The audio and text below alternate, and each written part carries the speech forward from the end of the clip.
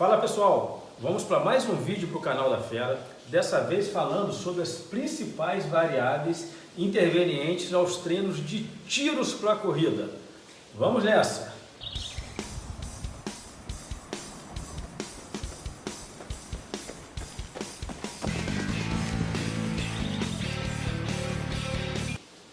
A primeira das variáveis que a gente vai falar é sobre o volume.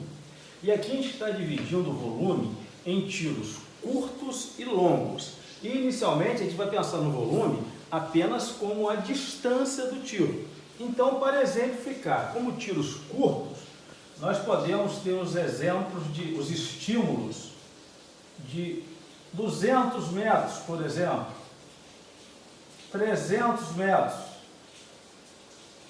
Enquanto para os tiros longos, nós podemos falar em 1 km,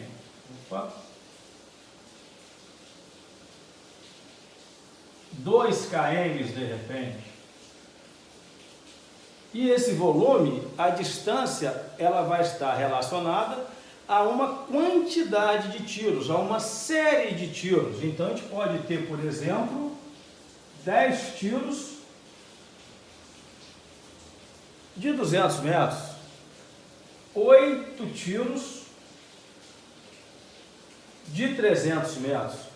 Normalmente os tiros mais curtos, com volume menor, são mais indicados para as provas menores, para os corredores que participam de provas menores, provas de 5 km, provas de 800 metros rasos, 1.500 metros, entre outros. Já para os longos, a gente pode ter aí, por exemplo, 5 tiros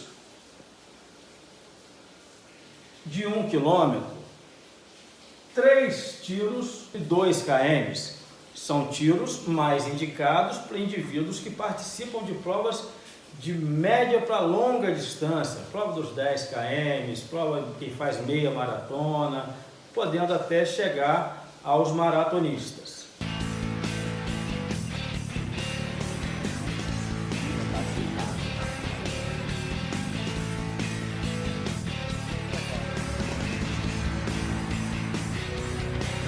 Vai, força!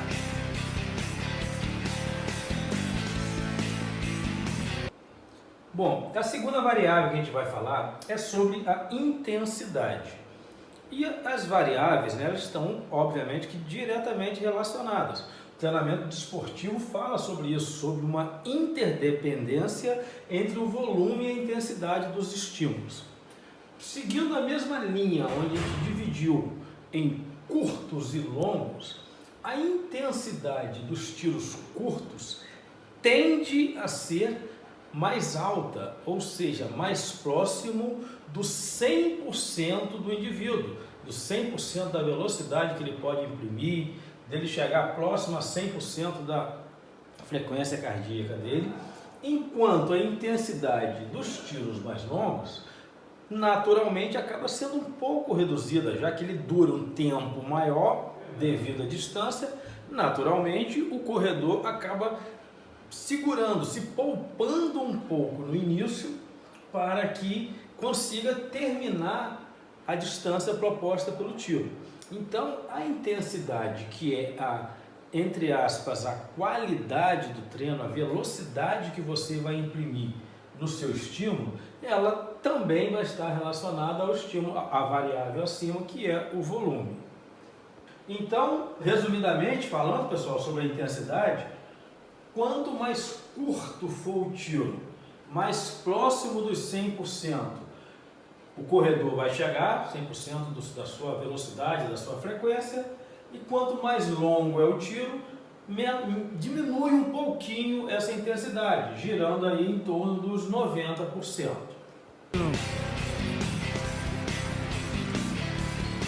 Vai, mãe! Vai, mãe!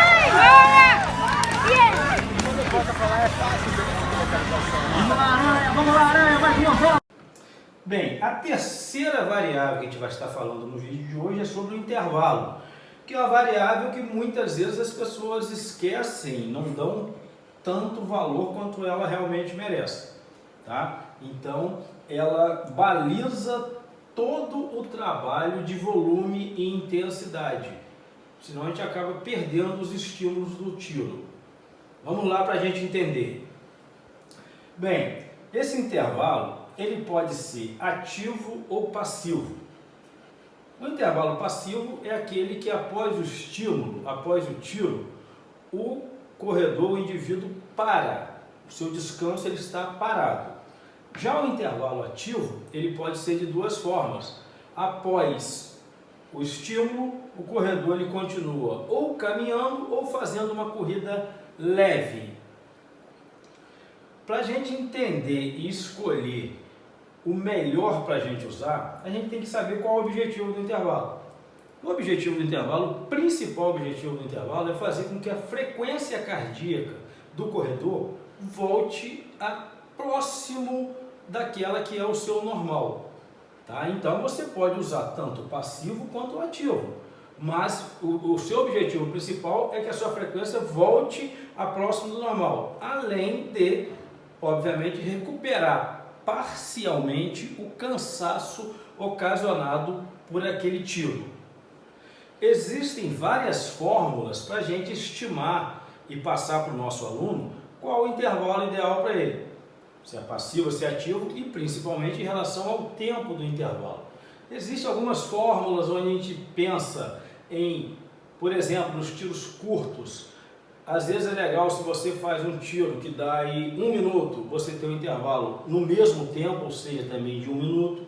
Nos tiros mais longos, isso já muda um pouco, porque normalmente o intervalo do tiro ele é menor do que a duração do estímulo, mas o importante realmente para você estimar o intervalo, que é o ideal para o seu tipo de treino, é de que você encontre o tempo ideal para que a sua frequência cardíaca diminua a perto daquela que é o seu normal, o seu natural, que você recupere do cansaço parcialmente, não precisa ser totalmente, de forma que você consiga fazer o próximo estímulo com a qualidade com que o treino de tiro requer.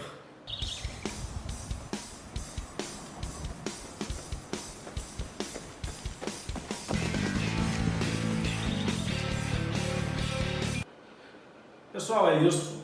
Espero que tenha sido útil. Qualquer dúvida é só acionar a gente aí no YouTube ou em qualquer outro canal, qualquer outra rede social da Fera, que a gente vai ter o maior prazer em tentar dirimir as dúvidas que possam ter ficado aí. Abraços e até o próximo vídeo. Valeu!